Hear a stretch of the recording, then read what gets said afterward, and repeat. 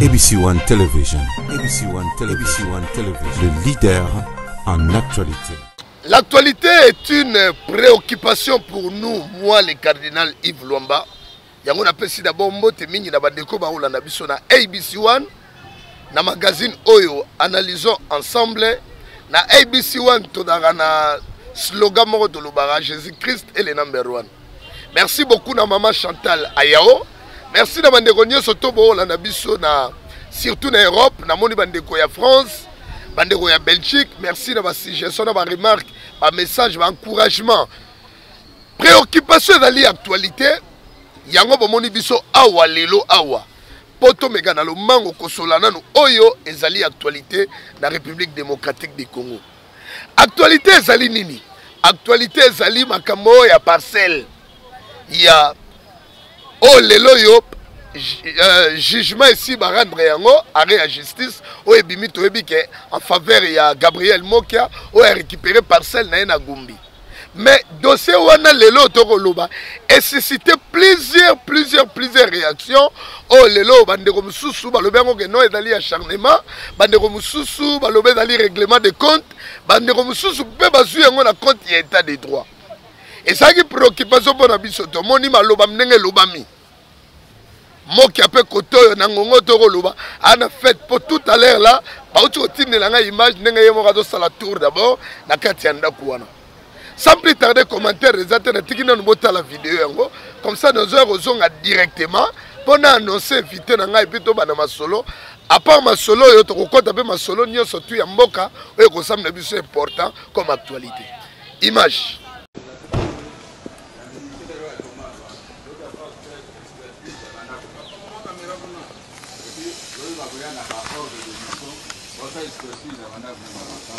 Ok. Donc, lobby. Expert bakosa expertise na banda koyo et puis na banda ko na nganyo somi balo motoma odise suzete ngo ikasanja bandaka awa gouverneur Banque centrale. Donc banda koyo babotolenga na 1999 na mois de janvier yango suko na otika bato pour loyo abanosa expertise moto ko discuter susu na banda ko azate propriétaire ya ba concession nyonso ezanga imoko depuis des années. Donc, suite aux négociations, Cour suprême rend des décisions dans la journée des Abandako. Dans la négociation, ils ont soutenu, ils ont expertise et puis toujours ma camion surtout. Là, ça va dans réunion surtout. Mon toto à moi là.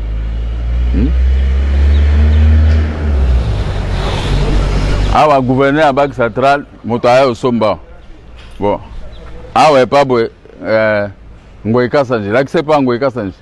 Aye osomba azoninga kobimate mais bazo benga la bango na yemoko général. Merci beaucoup. Donc congolais surtout aye ba na récupérer bandako masolo to ceci. Eh bien, on est là Gabriel Mokia to tukola na ba vidéo to ki ndenge azako lobela makambo ya parcelle na ye. Oh lelo yo ministère des affaires foncières à reconnaître que parcelle est dali aye. Oh lelo justice à rendre ya na ye. Parcelle les ongi na maboko ya Gabriel Mokia. Donc lelo yo parcelle wana oyo ngoika sanji abane rovanda oyo atongi yango na mongo na ye. Mais na français balobaka qui construit chez l'autrui construit pour autrui. Donc na ngonga otoro loba parcelle etikali et pas ya Gabriel Mokia. Donc la naïbe mwana na ba déclaration salagi contre maman Denise. Et après, aye ko corriger à Sengi Bolimbisi. Bon, dossier on a surtout to megara ko solo langwa puis to robeta pe to yo ka pendenge ngoika sanja megara ko tweeter puis par rapport à la réaction na. Nazali na nani? Moto na emi azali imam Ibrahim Edangwe Monza, voilà. On a azali invité na biso ya magazine ya lelo analysons ensemble. Azali bongo secrétaire national na comité islamique ya RDC. Pe azali président national ya Somideko. Mais awa na yambi mingi lokola bato ya société civile poto meka kobeta masolo yo. Walim plutôt imam Mbote Mingi. Mbote Mingi papa cardinal. Merci. Parce que biso bato ya biyamba catholique ezali islam ezali kimbangu ezali bato na bato bazana lolenge ya kobenga ba père spirituel na bango. Très bien. na sepeli ke papa cardinal nda yambinga lelo ngai imam na maboka papa cardinal nazana esengo mingi eza na mokolo ya liboso oyo naleki na émission na yo me nayebi ke eza mokolo ya suka te na remercier yo me na remercier mpe nzambe oyo apesi nga makasi ya kokutana na papa cardinal lelo namoni masolo ekozala malamu mingi boni société civile yango mpe tengama bino mpe na islam makambo ebele namonaka musa monde nazali pro FCC nayebi te yo société civile oza vraiment église au milieu du village to oza mpe na tendance na yo. En tout cas, société civile kandengo lobi wana lo lenge yo moko lobi société civile eza lokola tolobaka na lopoto trait d'union eza entre bato bazo bakambi et puis na population. Jamais société civile ezwa position. Société civile etengamaka te. Ndengo tangi kombo ya ndeko Musa Mondo yaza na société civile te. Yaza nde politique parce que yaza na politique ba politique active. Le fait que déjà aza na eloko ya sala structure no ya sala akamo ya bingango alliance ya bakabilis musulmans au bazana tendance ya soutenir chef de l'état honoraire donc cela veut dire que ça sous la société civile ça en dehors de la société civile donc il y a un cadre na politique et puis biso société civile toujours continuer à défendre la population ah masaka ndeko na musulman non na ki musulman de na boyambi toza moto moko na boyambi toza moto moko to kabona rateti mokolo ya suka mais na makambo etali ba action na katikati ya société yenda zui tendance ne ya politique biso tsekeleka na société civile. Donc il y a Zouanaye, na bato bazo sala politique active, n'est na loba qui ne bandeli, mais ba poni surtout chef d'État, Oya Zalaki Kala, honoraire Joseph Kabila Kabange. Très bien, merci beaucoup Imam Tobandi. Masolo na biso préoccupation ne tolobaki ya actualité yango ne mutetimi biso surtout to yambayo to mengano kolobelela depuis optation ya pouvoir ya Félix Antoine Tshisekedi na makambo to komi komona o lelo bato to bade ko benga bango ba intouchable lelo yo. Est-ce que qu'est-ce qu'on peut conclure dans Makambo Toromona Lelo étant que vous imam mais na la plus oloba d'abord étant Mosal Nanzambe puis Roya Oloba étant ndeko la société civile Makambo Lelo Romona Ngobo est-ce que il vraiment qu'on va dans l'état de droit to ezali règlement de compte contre ba kabiliste to acharnement surtout dans Marambo, il y a le pango, il casse un genre la bouton, il a déplacé millions de dollars. Ok, na bonzambe, na kokendeka koloba, parce que ngaso na bina na bonzambe, natali buku na biso totanga. Très bien. O babenga au Coran. Natali na buku wana, nde na koyi koloba na bonzambe na kolobaka par rapport na yango, que nous sommes destinés. Donc tozana président o tozana actuel, eza hasard, eza accidenté. Donc cela veut dire qu'il y a plein de Zambé. Ayeba que un jour président Félix Tshisekedi a le président na biso na katika tamboka wana tokoki ko requiser yango te le fait que déjà azali donc ce qui kenzamba boya ki alinga pas azalate ndenga za c'est que d'office biso bato to yebi nzambe tozo tosa nzambe senge to tosa ye parce que nzambe nda alinga azala nzambe nde alobi ya azala wana soki biso za bato mabe yango ye pa pesi biso ye mutu mabe so biso pe za bato malamu yango za mutu malamu bato nyonso ba méritera ba konzo bango pe lolenge bazali cela veut dire que le so to reprocher président wana. Cela veut dire qu'il y a le lengo biso ozali. Le lengo tozande yango yazali. Ce qui biso lobi ke yaza malamu, ce qui biso peso malamu. Wana ezali père de marche de boso na kati ya makambo etali bonzambe. Nde na zawa. Tozo risiko na makambo ya bomoto. État de droit, to règlement de compte, to acharnement contre bande kwa FCC. Tozo risiko na makambo etali bomoto, ou bien na cadre de la société civile ndengolobaki. Moi je crois il était temps. Mon frère il était temps, j'étais très content.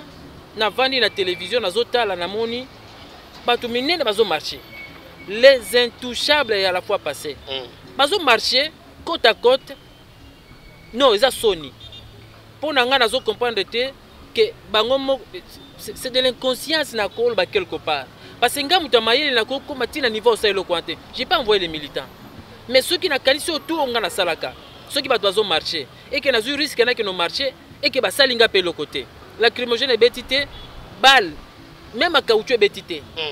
Balle, même à bomi est bétité. Au marché, en bonne difforme, tina souka, ba panzibino, bozongi motana mutakela nda kune sa muto azoka. Mais babi misela ngonze limbisa na rotiko continuer na jour ya adhésion ya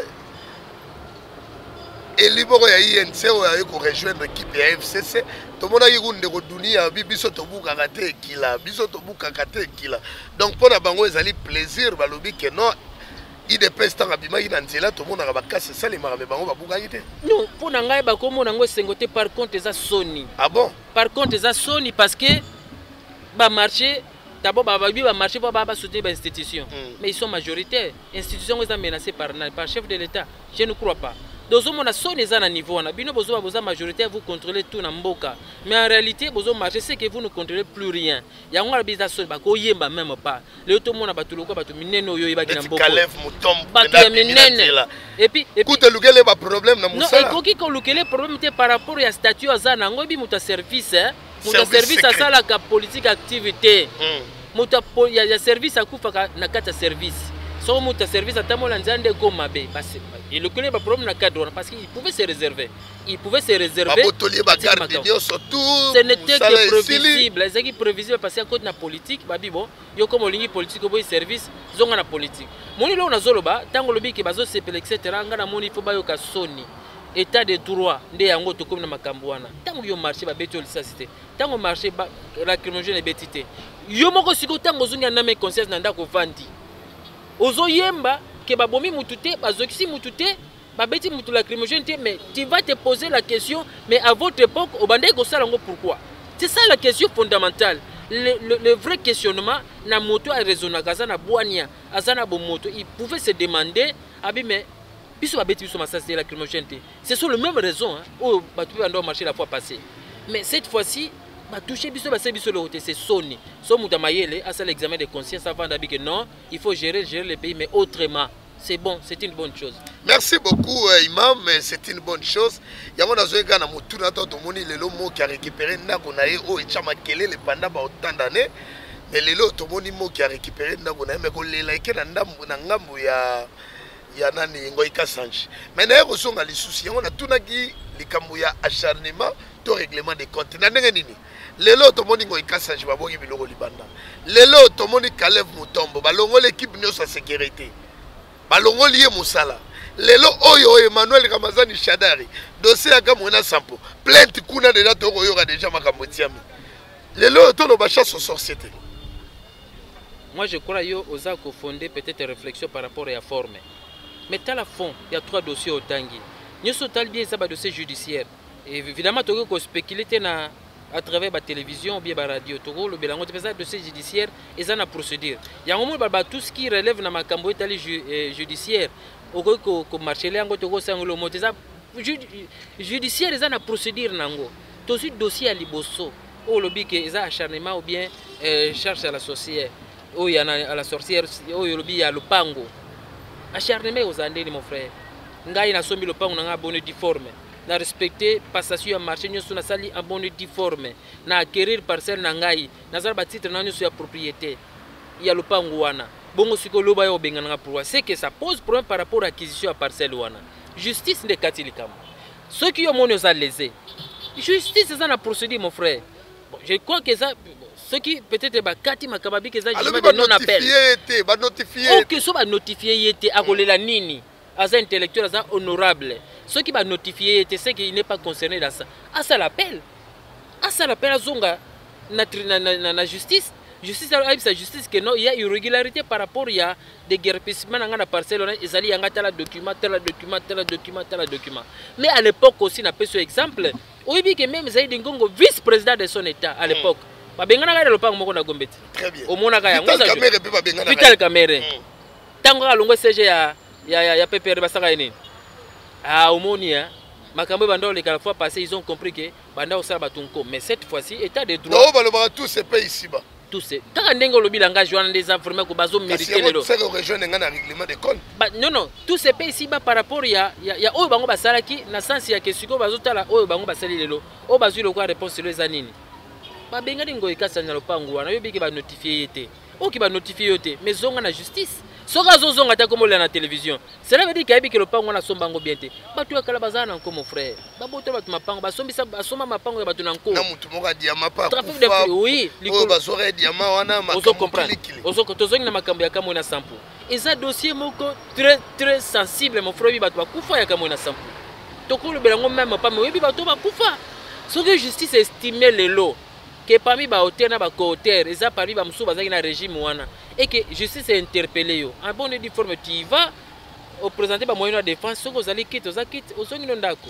Moi je crois que ça va poser aucun problème. Ba tu vas spéculer de cette justice et respecter la procédure surtout que tout ça na état de droit ce que vous avez raison je crois que chef de l'état tel qu'azali wana le fait qu'il va rendre un jugement au nom du chef de l'état na ndimite que chef de l'état qu'on dit ba condamner mutu à saler le côté té ba ko sala tout ba libérer ou bien ba zonxer les parcelles bien na cas de Shadari ba ko sala tout ba autant que le dossier a mis ça tout ça qui nini ou ba qui parce toko solo là OK kana okena malé mais merci beaucoup Imam Ibrahim toko kene malembe tango to beti masolo ya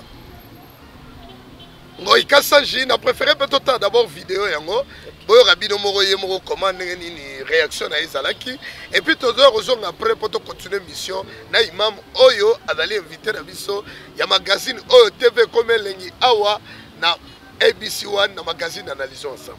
C'est parti avec la vidéo. Cette maison c'est moi qui l'ai construite. Donc depuis 2013, j'habite ici et je n'ai jamais été en procès avec M. Mokia. Jusqu'en 2018 où je vois certaines convocations, je suis allé et j'ai eu raison, même pas devant mon cas. Il est prétend brandir le nom de certain Moutouta, mais j'ai toutes les décisions de justice à ma faveur. En me déguerpissant indignement. Merci, Toti Golanda ba image wana mais ba image yango tango tolandi Ngoi Kassanji ndenge alobe émotion na ye tout ça par rapport à la parcelle. Voilà où déjà mais sa fille réaction na ye tout ça vis-à-vis ya maman Denise tout ça yo et pas na yo kaki makambo quand même na yoka ki yango ouais na zongi na bonzambi voilà na bonzambi abiki ko finga maman muninga te maman ya muninga tango yo finga za ko fingi maman malgré elle a demandé pardon après mais le fait est déjà tiré. C'est après, c'est après. Mais même la justice, dans le état de droit. Comme à Sengi Bolimbi ici, à sa maman, même avec la justice, maman a retiré de ça, tout comme maman a désisté, peut-être qu'il y a des émotions, parce qu'il y a même Ngoi Kassanji a fait une déclaration sous les émotions. Sous les émotions. Bon, mais le point où il s'est quitté, imam, le point où il est dans un bandak ou un marbre, bâtir au monde avec un marbre, et on peut ça passer. Azoa qui a le lenge, acquisition nango ezalaki na lo lenge nini mon frère. Moi je crois qu'il y a un problème, même ici à Kolobango Telelo. Mais il y a un problème. Acquisition passée, ils ont posé problème. Donc pour moi, on a dit que moi, comme à Sengi pardon, c'est une bonne chose. À Sengi maman n'est pardon, mais à Kosenga pardon, bon le bien reprendre les ressources. Ceux qui ont sous les émotions, ou bien Kosenga pardon parce qu'il y a sa maman naïe, parce qu'il y a un exemple moko. Chef de l'État, Ngoi Kassanji, ils sont de la même province. Parce que c'est Kassai oriental. Ce qui est plus loin, vous remarquez, c'est le territoire. Ça veut dire que moi, si je suis chef de l'État, Ndenga Zali wana première dame, asa maman ya mwana wana. C'est sa maman par alliance. Parce que Zali moi si ya papa na ye. Comment est-ce que vous finga maman na yo ou aboti yo finga ye. Ozomona quelque part les bas blessent par rapport à l'éducation à l'élo. Ozomona député, l'honorabilité papa a aboti à député. Non seulement député, ancien gouverneur, ex-gouverneur disons. Azaki gouverneur a géré makambo belé na mboko. Éducation à pesa est-ce que yango ya ko fika ba politicien to baba ko léguer le moroté na génération future. Tikanga na yo to tanga na bekolo na biso ya quartier. Vraiment. Tikanga na yo to tanga na bekolo na biso ya quartier. Bekolo ya Gombe wana. Ba bobo ya mineno wana yebi. O bango batangaka. Éducation yango wana. Vraiment. Omoni bekolo wana ou bien na poto tanga bakenda otanga na poto. Éducation omoni yango wana. Biso ndenge na to tanga no kana Kinshasa wa. Na bekolo na biso ya CC. Éducation ya moi malamu. Très bien. Imam Ibrahim Totoro Solole, on a le mission de Komelengi. On m'a dit, moi, on a tant à Roloba, et le biso to tiragi plus. Elle a cité le nom de Maman Olive. Abi d'ailleurs, on a dit solo la Maman Olive. Au cas elle s'adressait à la première dame, Maman Denise. Abi na solo la Maman Olive, Bonico, et puis on l'a dit, Emmanuel Ramazan Chadar, Itang, Maman Lobara. On l'a dit même, on se rappelle même ce qui s'est passé avec Alexis Tounda. On aura toujours nos yémés. Donc apparemment, qu'est-ce que tous ces gens-là cherchent derrière les dos de Kabila et sa femme? Non, ils sont nostalgiques. Au moni miel, hein? Miel, ou bien bonbon. Sokozoli yango. Mais au fur et à mesure au temps au senti que suka ngo sani esili donc bango bazana bombo cecili mais ba suka le netika na munoko bazoko ka kotika yango te cela veut dire que mielo bazala ki na yango et pour ba conserver miel wana il faut pas s'accrocher na nzete ya miel on nzete ya miel zaka chef de l'état honoraire na moi sinaye na mama Denis na mama nani mama Olive Lembe bango mi balinde bazali source ya miel ba usa nini faut pas conserver kaka source wana ya miel bazaka na bango mais au jour d'aujourd'hui bango ba ndik bazana il faut ba kenende ko se reposer c'est un repos mérité basa soute batu ba ko ba mbetaka ba Kabila ngoye mo lo bagate oh nani maman Olive lo bagate mais toujours tout le monde a les acolytes sont là pour faire le bruit na comme ba Kabila na je vous dis sincèrement ce sont des nostalgiques ndik bazana bazo baté que tout cela appartient à l'histoire maman Olive aza susu première dame honoraire aza première dame te ya mboka Joseph Kabila Kabangi azape chef de l'état te lelo comme chef de l'état honoraire bango baza sous na pouvoir te cela veut dire que baza sous na signature te qui dit pouvoir signature ezate batika ko embêter bango bato azui déjà repos mérité batika ba kendo vendre après 5 ans soki ndenge mibeko ya mboka na biso autorisé mutako zonga postuler il peut postuler soki aleki c'est à ce moment là ki bako banda osale ba jalelo omoni mo papa Kabila ba ozonga kozonga na eza penda ko dépendre na ngate parce que nga nazanga moko te na gestion na ye soki etake yo société civile soko me pour sala moi nga soki société civile koloba kozonga ya Kabila il faut na sala évaluation ya gestion na ye par rapport à gestion ya lelo il y a 18 ans OK or siko tozana ne baneli ya mandat ce n'est qu'apprendre la cosa so binanga sala évaluation ya gestion ya 18 ans ya Kabila na 3 ans ya musée en dehors ya Mobutu parce que c'est catastrophique 3 ans ya musée par rapport à 3 ans wana donc mieux vaut ta Moussa c'est quoi naï non à cause c'est quoi parce que muta c'est quoi dia c'est quoi te wasake mais je suis à musée na 18 ans mieux vaut ya musée que 18 ans mais maintenant pour na comparer on a lelo parce que ceux qui kozonga zonga ndia fonction lelo il faut to comme na 5 ans après 5 ans de to évaluer tout ça li 5 ans on a 5 ans wana ya liboso ya ye ne to ko ko tirer ba conclusion ba que non il peut ou ne pas kozonga mais ngana za congolais et c'est en ce moment là qu'il a pu mettre à finanga qui a ozonga ou bien ozonga te très bien lelo PFC sango todo ka moi ba départ ko sali manga se ba départ to mona yi Roger Lumbala yo wana kei lelo sko na ngoto ko lo baboye nande ko Basile o azaki vice ministre ya intérieur na ngonga oto ko lo ba yo wana pe a claquer porte kei et puis chose grave alobi makambo ya FCC c'est une histoire morte yo yambi maloba wande. Bon, pour nous répondre d'abord, il faut que tout le monde bazaki na bango. Roger Lumbala, na Basile Olongo. Est-ce que bazalaki na FCC? Azaki ministre na bango te na dialogue ya Kocho. Dans un sens, on comprend ça, n'a pas posé question. Il faut que tout le monde est-ce que bazalaki na bango ou bien ils sont venus pour les intérêts. Oh. Ah mais apparemment ils sont venus pour les intérêts. Parce que si vous trouvez Basile Olongo, na Roger Lumbala, mutasali Roger Lumbala, mutasali Basile Olongo, ça Roger Lumbala. Donc il vient de là. Cela veut dire que bango tout bazaki une opposition. Tango Roger Lumbala outi na rébellion. Est-ce que Zaki na Kabila? Non, il était son opposant parce que lui était dans la rébellion.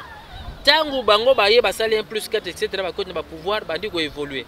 Après bazaki même pas na c'est ça à l'époque bazaki na 1+4 tant makambo sili Roger Lumbala tenga makiso akio ça so eloko wengene mususu na este kuna. Malgré simba kité jusqu'à ce que ba panzaki bango. Mais lelo dozoloba ceux qui ba bendani yango na tuni question. Est-ce que bazalaki na bango? Non, bazaki te bakele pour l'intérêt. Donc même ceux qui dans l'andio même lecture au ça la FCC on a et belé basa on a ba flatter hein. La transhumance politique. Oui, transhumance politique. Et ça ba bezali expression ba utiliser na politique hein. Et ça pour na ko ya ba bétail. Bien, soko sala ba nyamozo bokola. OK na bango place ba matite, ça so matite ici lo sani. On a dit place matite zani. C'est ça en politique. C'est-à-dire que so moni que pouvoir de kuno sani. So moni pouvoir de zongi c'est ça la transhumance politique. Et loko to zongi na mboko ya ngwa transhumance politique. Batu bazonga ba se positionner là où se trouvent leurs intérêts. Au cas où il n'y a pas d'intérêt, c'est tout, ils repartent. Lelo yo bato lobi bakei, bakete. Bazongi na bango. Bazongi na ndako na bango. Sika bazalaki. Ah, Ibrahim. Merci Basole donc kende bien. Mais tika biso beto loba na ngonga o to lali to lamuki boye. Batu koto ko alise kufa. Félix Antoine Tshisekedi boksa Kabila, koto yo boye. Tola la muka boye. Ye moko Kabila na Félix ba biniet.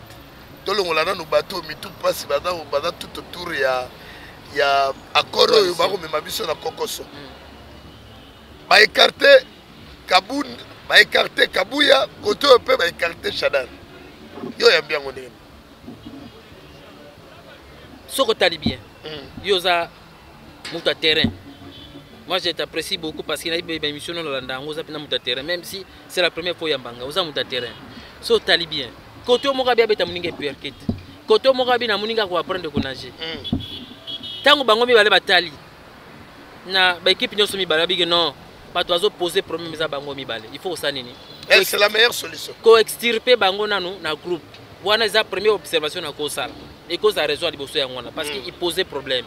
Il empêchait l'évolution de la coalition. Deuxièmement, le président de la République a côté, bien chef de l'État honoraire à côté, équipe n'a pas de faiblesse, etc. Il faut remanier ou bien retaper. On a changé pour que ça évolue ensemble. Mais ce n'est pas ça ce qui est important pour la biso. Biso population to lingini. Même bozo sala ba gymnastique, la politique, on a ba changement, il y a ba remaniement, il y a retaper. Non, nous on n'est pas là. Nous on est que ceux qui vont salir yango, tous en a résultat. Ce qui compte pour nous, c'est plus le résultat. Très bien. Que Ndunda na Wenzekiti, Fufu na Wenzekiti, Matembele Kiti. Parce que la population essaie de rebalir à Yangwana. Bah, pas préféré na Bango Yangwana. Aliment de base na Bango Yangwana. Fufu na Bango Kiti. Masango na Bango Kiti. C'est ce qui est important. Basala ba gymnastique tout ba ko sala mais basala ngo toujours pour na kaka population sa nini ezala malamu. Mais so bozo sala ngo pour que bo vimi sa ba poche. Toyoka que après ezaki procès à 100 jours et comme procès il y a 200 jours, il y a 300 jours, ça ne va pas. C'est que la population va souffrir pour rien, bango de bazo bénéficier. Donc biso tolingi, bo sala ba changement na binwana. Ba demande bo sala ndenge bolingi, mais bo équipe est efficace pour que d'abord coalition est stable. Parce que stabilité à coalition yango ndeko conduire mboka bien et ko diriger mboka bien. Ce qui coalition est stable te mboka pe ko zala na mbutu ko zala mobulu. Et qu'après biso peut sentir résultat na niveau banda kuna biso. Tout le monde a échangé, transport est comme facile, carburant qui tient à la station, il y a pompe essence, etc. Donc c'est ce qui est important. Moi, c'est le résultat. C'est ce qui est important. Imam, c'est très important, ma solo Torobeta. Ah, on a magazine, on analysons ensemble. Mais inspecteur général, il y a finance, on a fait en enquête, on a 5 milliards et on a échappé dans le trésor public. Pour l'exonération. Pour l'exonération. Mais entre-temps, il y a FCC, il y a solo, Bisoko de l'Ozono Bamba Beta Masola 15 milliards. Mais maintenant, c'est compliqué. Si on a dit de cette exonération, c'est pas bêtise. Il y a beaucoup de choses ABC. Chaîne est haute. On crée un peu de exonération. Voiture réseau est offert. Tant que vous avez commencé à la COP, qui sont derrière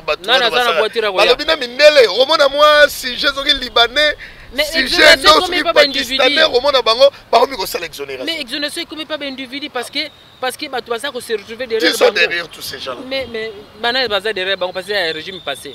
Je ne crois pas qu'il y a un régime d'exonération passé. Et ça a un régime où tous les cas, des bases qui derrière. Il y a Kabila dans exonération COP. Exonération des équipes à COP, mon frère. Et ça est tellement compliqué. Parce que tout ça, tout ça peut demander à un certain moment. Tout ça pas demande. Au niveau ministère, il y a finance, il y a plan. Et puis il y a plan où il y a économie. Tout ça, bonne sanité. Ils nous ont exigé les documents. Mais après, mais ils ont plus ça dans Kanyaka. Exonération, ceux qui 5 milliards de les Obunga.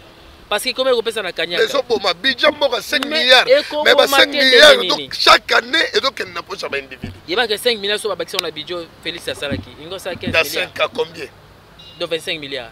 Et donc, il y a pas boy. Et puis, il y a 25 milliards, il y a une exonération le coût. Moi, je crois qu'il faut vraiment voir clair par rapport à ça. Si ceux qui présentent cause de la décision, d'abord, on a suspendre. L'exonération, ça va suspendre le temps qui est clair par rapport à ça. Comme l'inspecteur général de la finance a déjà d'œuvre pour vérifier tout ce qu'il y a comme problème dans l'exonération. Moi, je crois que ça ira. Déjà, bon, on va récupérer. Même pas les 5 milliards, même 3 milliards, on va récupérer. L'émission a tellement l'indication. Basoledo Yakaka. Ce que vous mettez les camous, on aura une inspiration. 12 personnalités, Bangwana, Babibiawa. Mandape Moutapesi, Bangoye, Banate, Bangwana, Babadi, Badémarche, Bakutana, il chef de l'État. Bakutani na Mosengo. D'ailleurs, peut-être ce qui d'abord écouté. Plutôt, Nani, cardinal Fridolin Mbongo. D'ailleurs, peut-être ce qui d'abord écouté, Nabino, musulman. na ba démarche na bango ba ko sala na cahier de charge na bango na moni ba ko lobela élection zonga na détour réforme ya réforme et tout yo yambi yango ndenge. Bon, moi je crois que et puis dialogue peut toujours rappeler masolo oloba pe no ma dialogue c'est prévisible ngana koma wana.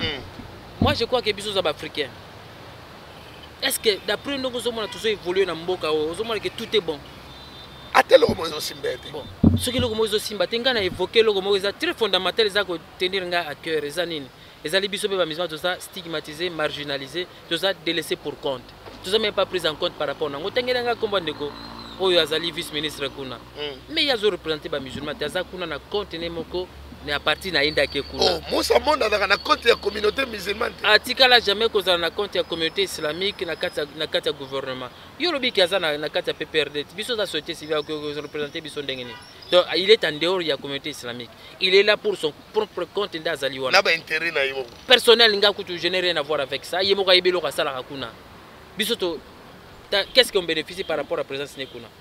Ce qu'ils ont représenté, par contre, il faut bénéficier quelque chose. Mais qu'est-ce que nous bénéficions par rapport à la présence nekuna? Mais on marche pour ça contre l'autorité nabino. Na makambu ya ba réforme ya seni na mona pe bino bobima ka libanda boy. Ouais dara mamni bobimela. Mon frère, c'est compliqué. Bizana ça obetro masolo na ça olobana malobo poser nga question bona betolo wana. Tu vas regretter. OK. Tu vas vraiment no masolo ya démarche, il y a 12 personnalités. 12 personnalités, mon frère. 12 personnalités, je crois que tous les Africains, le Rwanda, puis les Africains, s'il y a un problème, parce que exemple, il y a Mboka, rien ne va dans Mboka, parce que exemple, la musulman.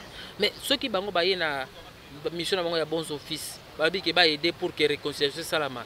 Mais à niveau na bango, basali ba analyse, ba évaluer que non, il y a tel problème, parce qu'il faut pas dans la cahier de charge. Malgré mandaté bango. Non non, il faut pas dans la cahier de charge. Mais mandaté bango. Ainsi va la vie, ainsi va la vie. Ceux qui attendent Ngozaboye, sur moni qui ça ne va pas. Et ça le roi Yozabo, ça journaliste. Dans la mandaté opposer la question. Donc c'est parce que tu as constaté qu'il y a quelque chose qui ne marche pas. Et non, il faut poser ma question. Nous t'as mandaté est-ce que nous t'as mandaté opposer la question? De la même manière, on a 12 bazaliwana, ils ne sont pas mandatés. Mais d'abord, tout le monde a mandaté par rapport à mandat. Mais tout le monde est là au bazo sala. Est-ce que ça m'a bien ou ça m'a l'âme? Balingini ni kimia kota. Basali qui a des charges na bango. Comme modifier loi électorale. Est-ce que loi électorale autozarango lelo? Mon frère yo monapi. Tous on a des tours. L'élection ni no mona ke ezaka tour moko. Oh non par rapport à budget non, c'est faux. Aussi monapi na mboka nini débat contradictoire même entre les deux présidents. Hein, les deux challengers dans le cadre de l'élection. Exact. Mon frère, débat contradictoire. Débat contradictoire. Mais c'est nini. Balingagate, au monde yam susu bemba daki colérique akoya osimba. Bosi bemba lo. Yangwana ko sala ba loi côté ba loi personnelle. Loi ezaka impersonnelle. Oui, ezaka impersonnelle. Bino sala ko pona bemba zate. Siko bemba zate. Loi na bino wana siko faut changer ngo. Donc moi je soutiens les 12 personnalités na monique ils sont en train de ya ko sala mission oyo que ça même bien biso basali ya nzambe bakambi ya nzambe bakambi ya ba musulman bien ba bandimi to appuyer yango pour que aboutir na yebisio que rien ne va dans ces pays dialogue s'impose mutu akobo yango azate parce qu'il y a des réclamations partout chef de l'état yende garant après to na partage chef de l'état yende garant chef de l'état yende garant après to na partage mais ce que ça conséquence yango wana tika pe bato bazali banda ba se retrouver na kata masolo mais pas pour que ba se retrouver na ba poche mais pour que ba se retrouver pour que ba faire avancer mboka c'est ce qui est important moni yango na zo bisayo tout n'est pas seulement juste tout ça qu'on focaliser attention la bisoté par rapport ya ba changement non to focaliser attention par rapport à résultat bazo ça la mission na bango mais résultats zani so résultats bien nous appuyons là moi je vous dis sincèrement que ceux qui mission na bango ya abouti na résultat bien je vais appuyer mais j'ai beaucoup regretté tant na moni batu ya FCC PPRD babi que non chef de l'état honoraire ayamba bangote mais ayamba bangote pourquoi mais ayamba bango bayoka bango ils ont besoin de quoi parce que bazo yamba bazo kende pas na cadre ya cash parce que azaki pe na cadre ya FCC pe bazana kati wana na mona ki ya Ritoma Lokondo na kati ya bazana kati maso moi je crois que bayamba chef de l'état honoraire ngana zo senga travail micro na yo ayamba batu ne fisca yoka ils veulent dire quoi ils ont besoin de quoi ils veulent faire quoi par rapport à la mission Bazanango. À tel cas de charge, si c'est fondé, à côté de point important, accompagner, il appuie dans le cas contraire à rejeter ou bien à accompagner. Donc comme il a souka, mais tu as sa émission, tu as kota makamouya désignation ya Rossard Malonda na bino ba musulman boske o trahir biso on a mona ipe ba marche yango ba musulman na ebité na bino ba musulman bo trahir peuple. Non, biso na biso eloko moko c'est vraiment top secret. Mais je dis ça à travers la télévision. Oyebi que tozali na ba expert na biso na cadre de communauté islamique ba musulman. Oyo ba yebi bazana maîtrise en matière électorale. Ba yebi basala pe na seni. Expert pointu ya makambo élection. Ba rumeur les kaki. Libre Belgique. Oyebi journal là je cause journaliste. Très bien. Ba publier comme ndeko moko boye. Ba bi ke ndeko na ndazali pressenti à la présidence Seni. Aza expert pointu. Aza pressenti à la présidence Seni. Kaka ba politique on a zo biso ba politique wana ba yeba sa nini ba manipuler ba musulman de telle sorte que ba marcher contre ndeko na bango mo bangi ba président Seni. Tu peux imaginer que ba musulman va marcher contre musulman parce que ba bi aza présenté comme président Seni. Ozomo na ba za ba musulman. D'après ozomo na penda que mutu neti yo saboy. Bangi ba tia président Seni mais bande économique propre, ya famille ba marcher contre aux assure. Aux assure que le est réel. Donc manipulation politique politicienne. Basali yango de qui était à la base? Qui était à la base? Moi je te dis que non. D'abord par rapport à acte Bapozaki, il y a une main noire derrière ça. Je n'entre pas dans les détails, mais aux matures, aux journalistes et aux investigations, tu sauras qui est-ce que vous pouvez contacter pour que ne fût-ce que vous avez un vrai nom à Moutoyo, il y a un groupe de bateaux qui manipulent. Nous ne pouvons pas croire. Parce que moi aussi je me demandais, tant que les musulmans ont marché contre le président Seni musulman, ils étaient surpris. Mais comment est-ce que les musulmans ont proposé à la présidence Seni et que les musulmans ont marché contre eux? Ça m'a fait du mal. De quoi Nazali, je veux vraiment plaider parce qu'elle a difficilement. Je vais plaider pour tout ce qui a dit. Allez, mais ça, vraiment, il est très connu. Dans le cadre de ma élection, ça va trop réservé par rapport à ça. Mais je convaincre, c'est que non. Bazo ya mbona cadre d'élection. Mais Rossard pendant ce bel sagiote. Bon Rossard azali na le candidat na bisote. Tantôt yemo azali na le bifas. Tantôt catholique, tantôt kimbangiste. Mais na bato ba dessiner qui est bino pe bo signer. Biso de dessiner qui était biso ko to signer qui. Bo signer qui était. Biso to signer qui était to boya qui. Ko to rega mingi catholique na église protestante après to ko kape ba kimbangiste ba ko bima. Mais bino bena ba musulman comme on a vu le temps à maïté. Bino le roi bolanda qui ba Soni Kafuta. Non biso landa qui là on a zo biso zabo. Ezali processus. D'abord, vote est à la quitter. Les aguindés. Consensus c'est simbité. Consensus, c'est ça qui compte consensus. C'est ça qui est élimination. Il y a des candidats. Babani na candidat va éliminer jusqu'à ce que batika na candidat moko ou yazala qui wana ndé siko bango tout et senga va se mettre d'accord. C'est à ce moment-là que Mbongo na cardinal Mbongo abiki à remettre mutunaye na table pour que ba compétir siko na ou atikala ki bango non au solongola qui est. Parce que yo moko ba ki non azana carrière ya kozala président Seni. Mais comment est-ce que vous avez na souka ya processus ndé siko enlisme salama ki wana. Tellement bazaki basuka en quai de poisson tant babimi ndé mutu azalaki ko représenter bisokuna à lobby la bango. Abisi la net ainsi comme on est tous bloqués par rapport à la désignation du président, tout ça la nini, tout ça la table rasa. Reprenons tout à zéro. De remettre tous les candidats sur la table comme ça discuter. Catholique et Boaki, c'est à ce moment-là de Babimaki. Babimaki dans le cas de temps où ça la désignation. Non. Babimi de temps makambo c'est si le temps tu vas proposer bazo non, biso to zonga souté, makambo ça sous bien tal bakei. Yango mona ki yoka ki Soni Kafuta kene mpanzi na a sali PV sans pour autant consulter or PV pas que ça contresigner la président je crois que la désignation il faut président signer na rapporteur pas signé. Donc je crois que biso on est ni de près ni de loin associé la désignation ya mutuana to lié ni infra ni mbongo ya batuana pour que to désigner Rossard Malonda. Il était là, on a constaté seulement qu'il était resté seul, mais comme bango bamona ke ba estimaki on ne pouvait pas choisir une seule personne sans pour autant qu'il va compétir dans le soso. Catholique, Balbaki, Bino Kobo, tout ce qui est candidat, Biso Peto Bimis. Protestant, le candidat, c'est Bengana qui est déjà, Bengana qui est Bengante, Balonga parce qu'il a participé qui comme député. À l'époque, comme député, Babi non, il y a déjà député dans l'Équateur. Comment est-ce que vous avez un candidat président à Seni? Balonga qui est déjà. Les protestants vont être contentés. Donc c'est un peu dans ce cadre-là, dans ce flou-là, de Makambolega qui mais Kimbongo, non, ils sont liés à Mbongote. Malonda a désigné été. C'est ça qui derrière il était passé à un candidat catholique. Tantôt il catholique, tantôt il kimbangiste, bango yoso ba récusé. Bon c'est comme ça que yambendeni. Aza même pas musulman. Yo mona kene ko ba musulman na Nzambala. Ah merci beaucoup mwana mboka Imam Ibrahim et Dangwe. Isolo alaki lengi awa na magazine oyo analysons ensemble. Mais c'est comme na mona suka na tiki yoka oloba maloba suka. Bon, maloba nanga ya suka na remercier na Nzambe ndenga pesi biso makasi ya okuta na papa cardinal. Vraiment yo okomi ya bomesano to ya moti na misa pena direct to tche ba téléphone ouvert web sabiso musa mondo lelo yo adaka na kati adaka na communauté musulmane bo alongwa boni makambo ndenge kotambola to solo lipe makambo ya politique poto yo ka remaniement. Est-ce que ko senga bazongisa ye to soki ko senga na kota moko na côté ba musulman balukelongi mususu asika. Wana to kobeta ngona misa oyo ya mais oyo na tiko ka maloba sukolo bamona mboka. OK, na remercier na Nzambe na remercier cardinal na ndenga mbinga na mission.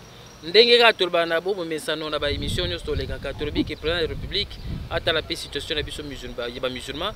En tout cas communauté islamique ils a délaissé pour compte to za loka batu mo baza ba à l'écart ya makamnyo sozo salama na mboka. Président biso tozali wana tozali pe une minorité significative 10 millions, c'est pas peu de choses to peut ko changer makamna na mboka même na cas d'élection to ko peut ko voter mais dans la situation na biso toza délaissé. Oyo bochaki wana dana e pona dali ne pona intérêt na ye dali pona ba musulman. En tout cas ngana na ko tia commentaire te comme bi ko yamanga na misa ya bonene. Je crois misa na ko ba mena lobika ka ke d'emblée ye aza membre ya communauté islamique était. So na bi membre ya communauté islamique était comme responsable na communauté islamique ndete aza kuna na compte ya CAM ya makamu na bango ya PPRD donc il a représenté pendant la communauté islamique était.